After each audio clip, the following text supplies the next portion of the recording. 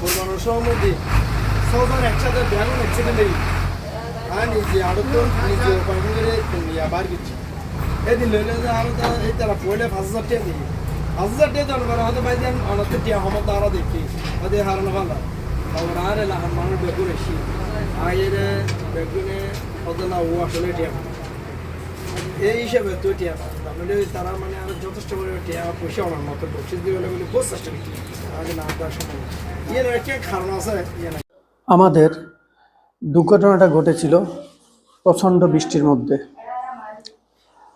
রাঙ্গামাটি থেকে আসার সময় মগাইছড়ির কিছু দূর আগে দুর্ঘটনার পরবর্তী সময়ে কিছু সিএনজিওয়ালা এসে হেল্প করে। সিএনজিওয়ালা সিএনজিতে করে আমাদের ডাক্তারের দোকানে নিয়ে যায়। সিএনজি থেকে নামার পরে গাড়ি ভাড়া দিতে চাইলে সিএনজিওয়ালা কোনোভাবেই ভাড়া নিল না। অনেক জোর করেও দিতে পারলাম না। তারপর ডাক্তারের দোকানে গেলাম। ডাক্তারের দোকানে যাওয়ার পর সুমন শীল নামের এই দাদা আমাদেরকে ভালোভাবে ড্রেসিং ব্যান্ডেজ করে এবং ওষুধ দিয়ে দেয়। পরবর্তীতে টাকা দিতে চাইলে উনিও একই কাজ করলো, কোনোভাবেই টাকা নিল না।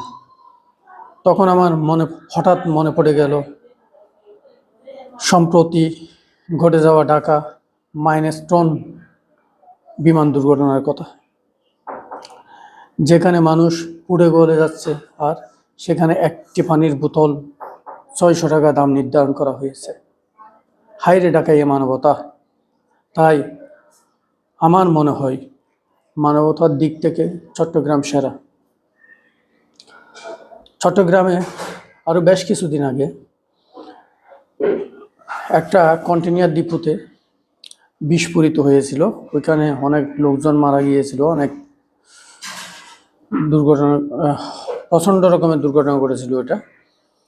ওইখানেও দোকান থেকে পানি কিনতে গেলে বলছে আগে পানি নিয়ে যান, যা লাগে নিয়ে যান, নিয়ে গিয়ে আগে বাঁচান মানুষ।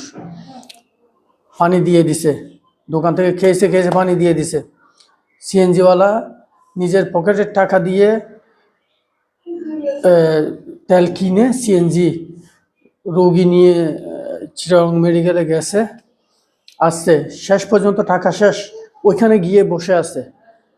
যখন লোক উঠাইছে নিতে বলতেছে তখন বলতেছে আমার কাছে আর টাকা নাই, আমার কাছে যা ছিল আমি এগুলো এখানে এভাবে খরচা করছি, এখন যদি তেলের টাকা দেন, তেল নিয়ে দেন, আমি নিয়ে যাব, যতবার বলেন আমি নিয়ে যাব আর আসবো, আমার কোনো টাকা পয়সার দরকার নেই, আমার কোনো গাড়ি ভাড়ার দরকার নেই, শুধু আমার কাছে টাকা নেই, তেল খরচাটা দেবেন।